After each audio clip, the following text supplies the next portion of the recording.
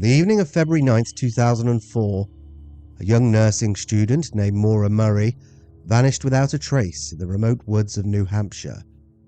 Her disappearance has baffled investigators, inspired countless amateur sleuths online, and earned a reputation as one of the most perplexing missing person cases of the 21st century. What started as a simple car crash on Route 112 quickly spiraled into a web of unanswered questions, strange sightings and theories that range from the plausible to the utterly chilling. Over the next chapters, we'll take a deep dive into her background, the events of that fateful day, the discovery of her car, the ongoing investigation, and the many theories that have emerged over the past 2 decades. This is a story of mystery, tragedy, and the unexplained, a real-life puzzle that continues to captivate the public and haunt those closest to her. Maura Murray's story is far from over. Welcome to Echoes of the Unknown, where we look at some of the most bizarre, unexplained, and downright unbelievable cases out there. My name is James, and don't forget to like and subscribe. Hit that notification bell so you never miss an update. Let's jump into this one, probably one of the most talked about and theorized cases on the internet. I'm going to break down the background, the investigation, and the main theories of this case. Stay tuned to the end of the video to hear my thoughts on what I think really happened that night. This is the story of Maura Murray.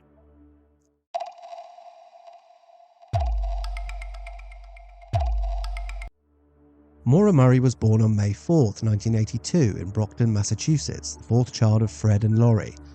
She grew up in an Irish Catholic household alongside her older siblings, Fred, Kathleen and Julie, and a younger half-brother named Kurt. When Maura was 6, her parents divorced and she primarily lived with her mother. From an early age, Maura showed intelligence, athletic ability and ambition.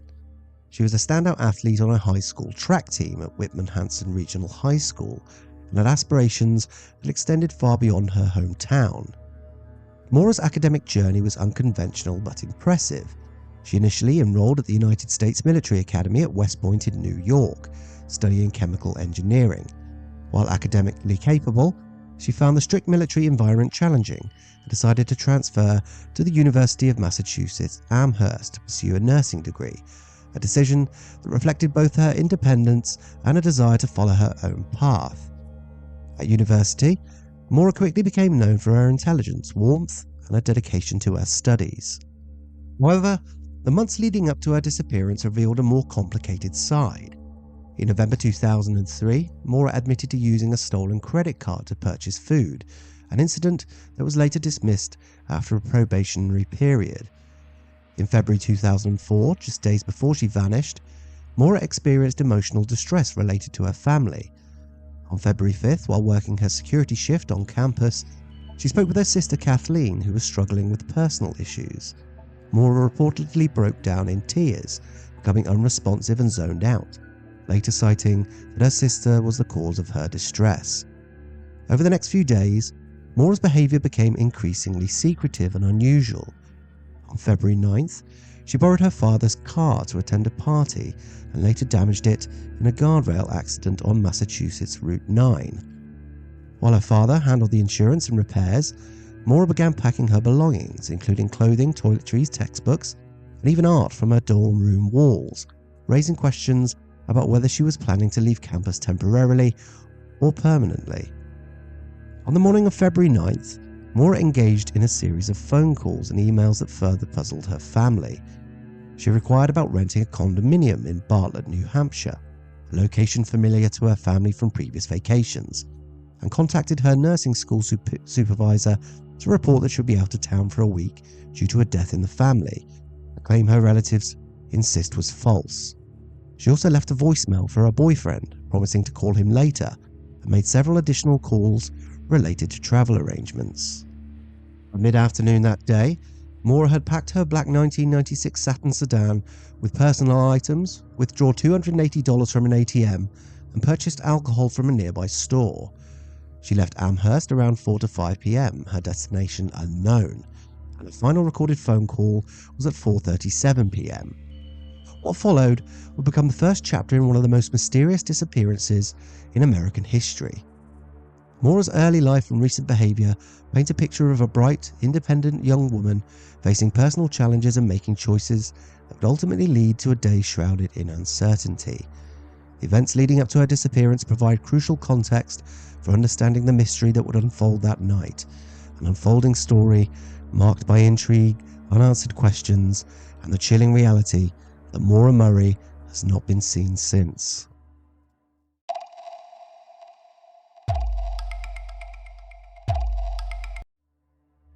February 9th, 2004 began like any other winter day at University Massachusetts Amherst, with the campus quieting under the shadow of an impending snowstorm.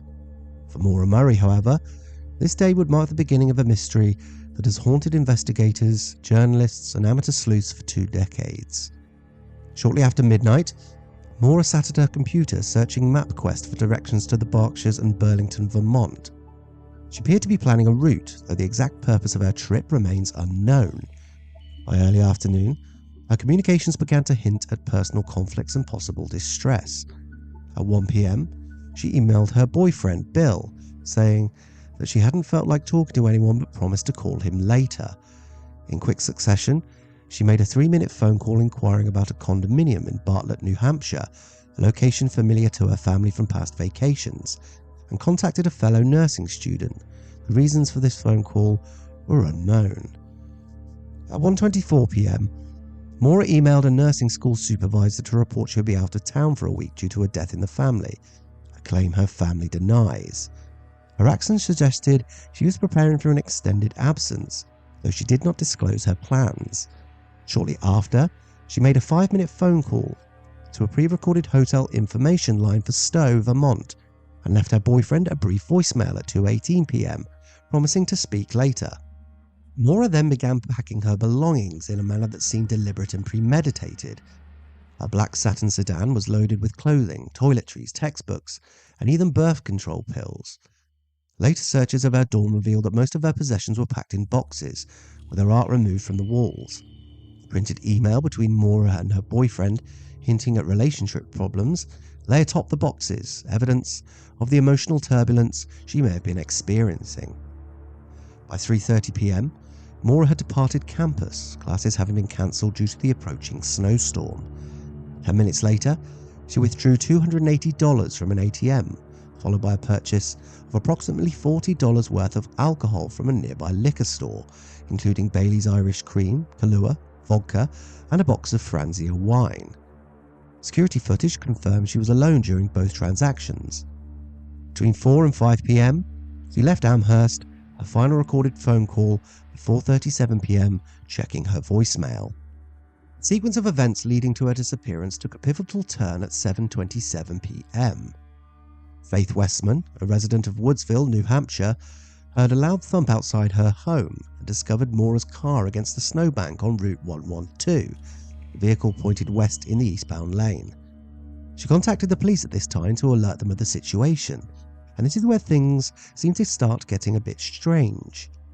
The police log suggests that Westman had reported seeing a man stood by the car smoking a cigarette, though she denies that she ever said this to her neighbours. Other neighbours, Virginia and John Marott, observed the car and noticed someone walking around it. Shortly thereafter, Butch Atwood, a local school bus driver, arrived on the scene and asked Maura if she needed him to call the police. She refused, claiming she had already contacted AAA. Atwood offered her the option of waiting at his home, but Maura insisted on remaining at her vehicle. Atwood then called 911 at 7:43 p.m, alerting authorities of the situation. Haverhill Police Sergeant Cecil Smith arrived at the scene at 7:46 p.m, nearly 20 minutes after the initial report. The car was locked and empty, with both airbags deployed, a cracked windshield on the driver's side, and a box of Franzia wine and an empty beer bottle inside. Red liquid was present on the driver's side door, ceiling and surrounding road. Notably, Maura's cell phone, wallet and credit cards were missing. Some of the alcohol purchased earlier had disappeared. Sergeant Smith and Atwood briefly searched the area, driving around to locate Maura, but by 8:49 p.m, the scene was cleared and the vehicle towed. Another strange detail occurred when another passing motorist stated that they passed the incident scene at 7:37 p.m. and claimed they saw a police SUV vehicle parked adjacent to Maura's crashed sedan. With the first police arrival documented at 7:46, how could they be there nearly 10 minutes earlier? The motorist claims they witnessed no people in or around either car at this time, making the timeline even more murky. The following day, February 10th, at 12:36 p.m, authorities issued a be on the lookout report for Maura, officially designating her as missing at 5:17 p.m. Her family, law enforcement and later the FBI conducted extensive searches utilizing dogs, helicopters equipped with thermal imaging cameras and ground teams. A tracking dog traced Maura's scent 100 yards east of her car before losing it, suggesting she may have left the scene with another vehicle or become lost in the surrounding wilderness. Despite a nationwide search, no confirmed sightings or evidence of her whereabouts have ever emerged. The night of February 9th remains shrouded in uncertainty. Was Maura abducted? Did she flee the scene voluntarily? Or did she succumb to the harsh winter elements? What is clear is that the meticulous planning and strange circumstances leading to her disappearance left investigators with more questions than answers. Every step of that night, from her meticulous packing to the locked abandoned car, paints a picture of a young woman on the edge of something unknowable, a mystery that continues to captivate and haunt those who seek the truth.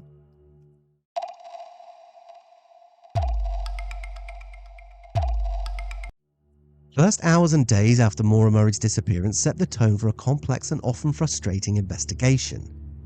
Despite the urgency that any missing person case demands, early action by law enforcement drew criticism from her family and the public.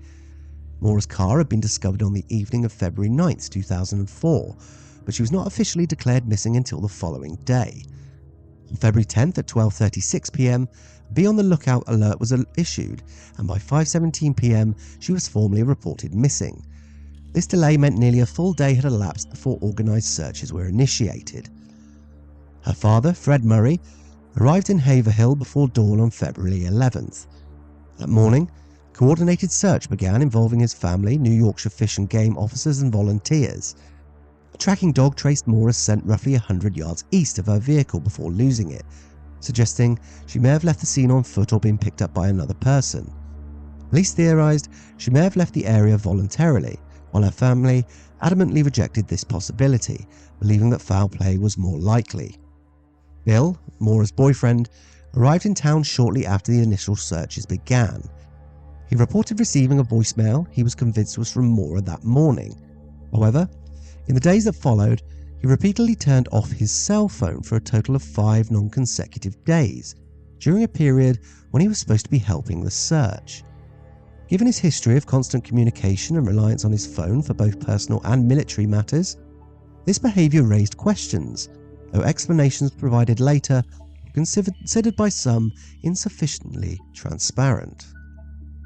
By February 12th, both Maura's father and her boyfriend appeared on CNN's American Morning, bringing national attention to the case. Police began to expand their search efforts geographically, investigating potential routes she may have taken. At this stage, authorities expressed concern that Maura might have been suicidal, though friends and family disputed this theory. Despite the rising media attention, many felt the official response lacked any urgency. 10 days into the case, the FBI became involved, reflecting the seriousness and nationwide interest in Maura's disappearance.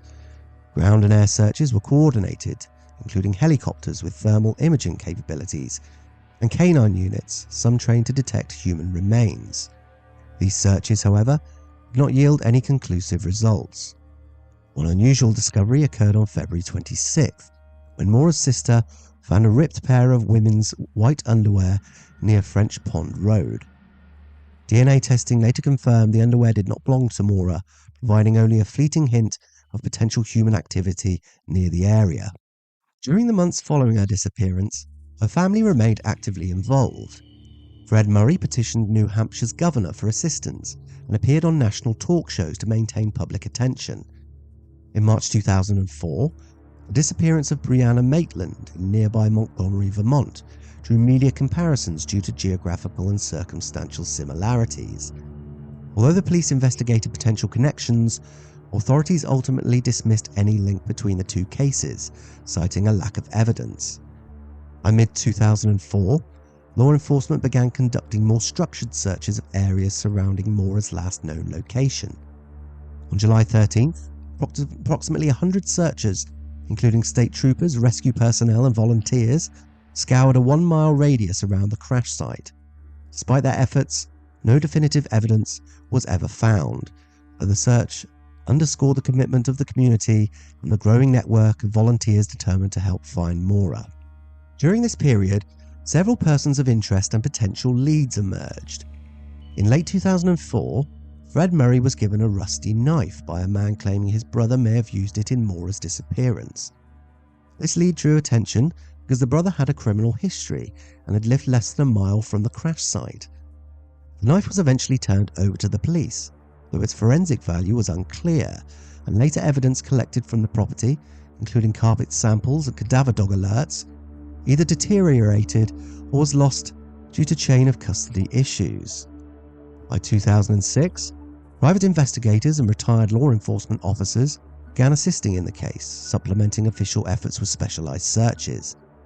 Cadaver dogs reportedly reacted strongly to locations near the A-framed house, formerly occupied by the man implicated by the knife, though forensic confirmation was inconclusive. These searches reflected a growing understanding that the case required more than routine police procedures, blending traditional investigative methods with volunteer expertise and advanced canine work. In 2009, the New Hampshire Cold Case Unit officially added Maura Murray's disappearance to its roster. Her case was increasingly treated as potentially criminal, though definitive evidence of a crime had not been uncovered. This period also marked the expansion of online communities dedicated to solving her case. Websleuths.com, message boards and early social media became forums for armchair detectives to analyze evidence, compile timelines, and to debate theories. These online efforts were described as part of the first crime mystery of the social media age, setting a precedent for the role of digital communities in unsolved cases. By 2010, Fred Murray publicly criticized law enforcement for a perceived lack of vigor, calling on the FBI to intensify their involvement. Authorities, however, maintained that the investigation remained active and ongoing, balancing the search for a missing person with potential criminal leads. The initial investigation years would set the stage for decades of renewed searches, theories, and media attention, laying the foundation for a case that continues to captivate and perplex the public.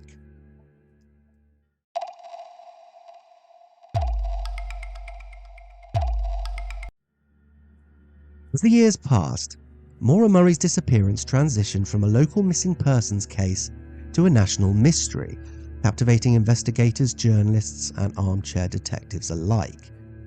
While the initial investigation focused on immediate leads and searches, subsequent years have been dominated by theories, suspected persons of interest, and complex conjecture, some grounded in evidence, some fueled by speculation. One prevailing theory is that Maura intended to disappear voluntarily. Investigative journalist James Renner, author of True Crime Addict, has argued that Maura may have orchestrated her own vanishing. Some suggest she could have been fleeing personal issues, including potential academic or legal troubles, or even a pregnancy. Reports indicate that she had searched online for the effects of alcohol on a fetus. Her friends later said this was likely research for a school assignment. Renner also highlights claims that Maura's boyfriend, Bill Roche, may have been abusive, adding another layer of complexity to the theory that Maura might have chosen to escape her current life. Another theory is abduction. This has long been the belief of Maura Murray's father, Fred Murray, who maintains that his daughter did not voluntarily vanish. Support for this theory includes a series of searches conducted at properties near the crash site. In 2004, a man named Larry Moulton came forward with a rusty knife that he believed could have been used to harm Maura. The knife had belonged to his brother, Claude, who lived in an A-framed house roughly 3/4 of a mile from the crash site. Cadaver dogs reacted strongly in this house during later searches, and carpet samples were taken, though results were inconclusive due to deterioration and unclear chain of custody. In 2019, investigators conducted ground-penetrating radar searches and basement excavations at nearby property, uncovering no definitive evidence, though the continued focus on these sites underscores the plausibility of foul play. A related theory suggests that Maura may have been the victim of an opportunistic killer. Some theorists have drawn parallels between her disappearance and the March 2004 vanishing of Brianna Maitland in nearby Vermont. Both were young women last seen in remote northern New England areas under similar circumstances, leading some to suspect a serial predator. Israel Keyes, a known serial killer active during this period, was investigated but ultimately ruled out as a connection.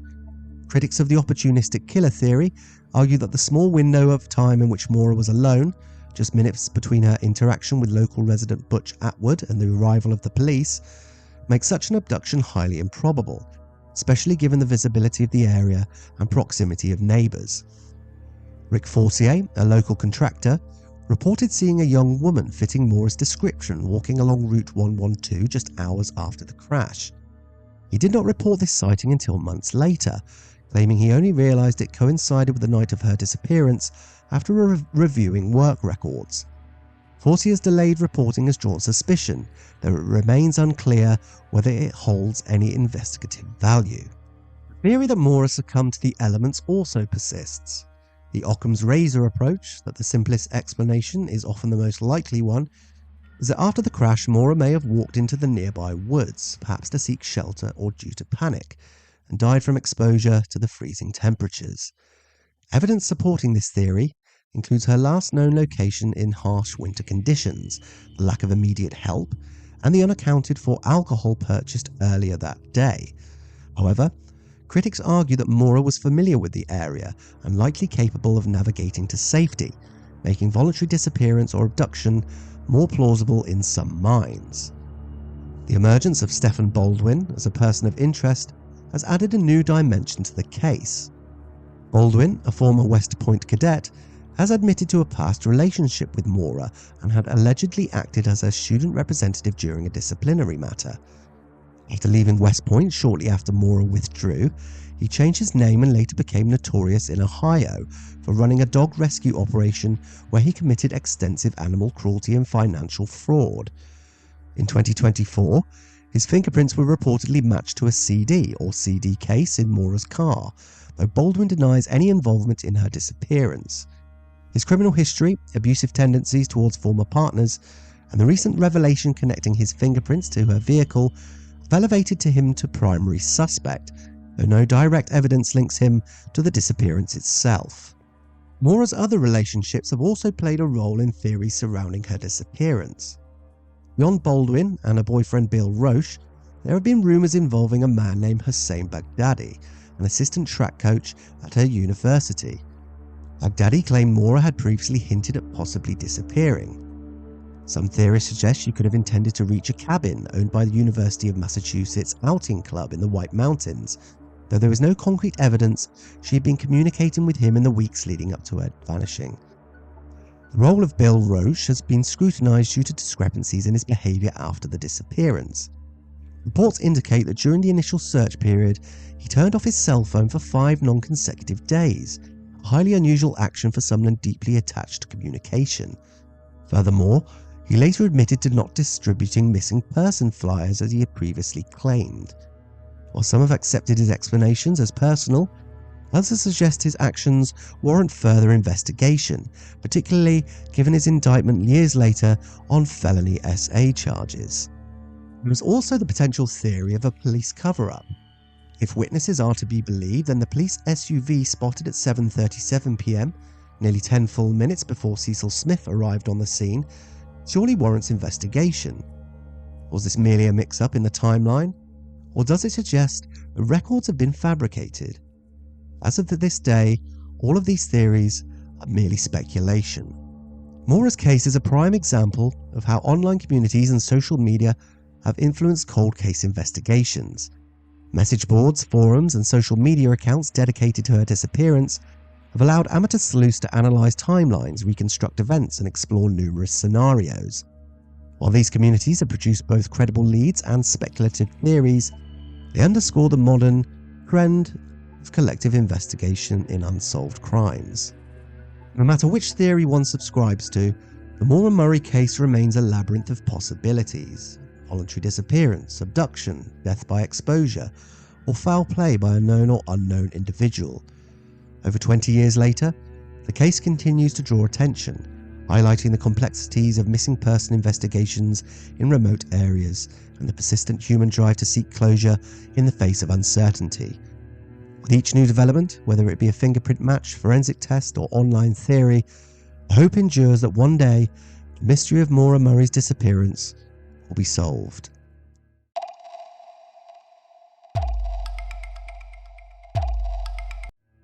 Thanks for watching up until now, everybody. What I'm going to do now is sort of delve into the case, my thoughts of what I think really happened. Obviously, this is just conjecture. It's just a theory. It's my opinion of what I think happened, so don't take this as fact. It's obviously not. I'm going to start by sort of discounting the theories that I don't think happened. I'll start with the stranger abduction. I don't think there was enough time for this to happen. It'd be very coincidental that somebody on that road would be that type of character to do this. Also, it was quite close proximity to the neighbours. They could see what was going on from their windows. If someone had stopped and picked her up against her will, surely she would have screamed. That would have been heard. If you hear the car crash, you would have been able to hear a scream. I don't think she would have got in voluntarily either. She'd already been offered a lift from the Butch Atwood, who'd stopped his school bus. The neighbour who then called the police. Although some people have said, yeah, he's a big guy, maybe he intimidated her, but I still believe that if she wanted assistance, she would have taken it there. So I don't think the stranger abduction theory is really one that I think could have happened. Also, I don't believe that any of the people that she knew had any responsibility for it. There were the two guys that we've talked about, her boyfriend and this Stefan fella. There doesn't seem to be any contact between them around that time, or indications that they were in the area. So again, it's a bit far-fetched. Yes, maybe there were fingerprints on a CD. That's could happen. CDs back in those days passed around by people. If he was in her circle, or if they'd had a relationship before, chances are he may have touched it. Again, just my thoughts. We have to wait, I'm sure, if he is a person of interest, we have to see maybe how that pans out. But yeah, no evidence really connects those two people. The rusty knife guy, again, no evidence has really came up that he had anything to do with it. And the police cover-up, I think, is a little bit far-fetched. I just think that maybe there was sort of miscommunication regarding the timeline. And I think that's, if it was a police, I think it's too far-fetched to be anything like that. So what I think actually happened is Maura was obviously in a bad way emotionally. It seemed that she'd already had a crash a couple of days before. Whether this was alcohol induced, it had happened after a night out, I'm not too sure. But having two crashes in the space of a week and would sort of really affect her. It appears that she'd packed to go away, maybe just to get away from her life at the time. I don't think it would have been permanent. She packed up her stuff. She's taking it to go to somewhere that she knows, somewhere that she's familiar with. Like I said, her family used to go there quite a lot, so she knew the area where she was heading. So maybe just to, batten down the hatches and go away, escape for a few days. Who knows? Bought the alcohol, so maybe she could just, on her own, sort of get a bit drunk. More than likely, she was drinking in the car. That may have caused a reason why she did crash, and I think she just panicked. So what she would have done then, she'd known that if the police were on their way, it would have been obvious that she had been drinking while driving, which would have been a very serious offence. So I think she took the alcohol that was left in the car, took it with her, went into the woods, obviously not thinking straight, She was emotionally distressed anyway. Throw alcohol into the mix, it's it's not really good for rational thinking. So I think she took all the alcohol in her car, went into the woods, went for a walk, thinking she could find a place to shelter until the morning, or maybe just sit down and have a drink and survive the night. Unfortunately, I don't think she did. I think she was taken by the elements. It was a cold night. Obviously, when you've been drinking, you think you feel warm. That's not the case. It actually, hypothermia. It's sort of. I just believe that she's taken the alcohol, and she's sort of passed away in the woods somewhere, and just hasn't been found. This is just my humble viewpoint after studying this case. Remember, it's just an opinion.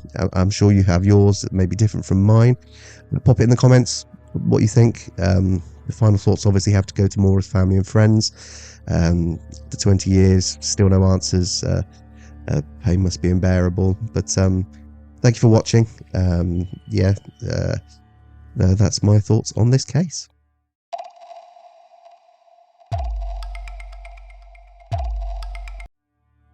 The disappearance of Maura Murray on February 9th, 2004 remains one of the most perplexing cold cases in modern American history. On that snowy February night, she crashed her Saturn on a remote stretch of Route 112 in New Hampshire and was never seen again. Her actions earlier that day, including searching for directions to Vermont, emailing her boyfriend, calling about a condo rental, and packing her car, suggest some level of premeditation, though the purpose remains unknown. Multiple theories attempt to explain her disappearance. Some believe Maura planned to disappear voluntarily, perhaps to escape personal or legal pressures.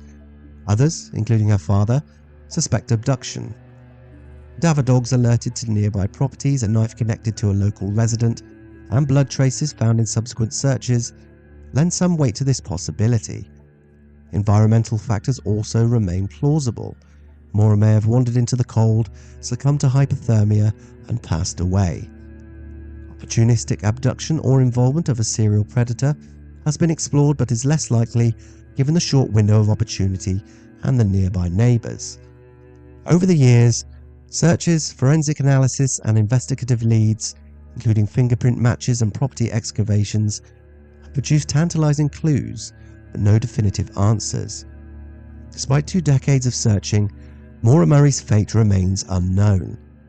Her family continues to advocate for answers, and investigators keep her case open. Whether she vanished voluntarily, was abducted, or suffered an accident in the wilderness, the truth remains elusive. Maura's disappearance stands as a haunting reminder of life's fragility and the enduring human need for closure, leaving an ongoing mystery frozen along the winding roads of New Hampshire. What do you guys think happened to Maura? Do you have any other theories we haven't explored? If so, be sure to comment below. Thank you for tuning in to Echoes of the Unknown. If you like this content and would like to know about other unexplained and haunting events, don't forget to like and subscribe. I'll see you next time, and until then, keep listening for the echoes.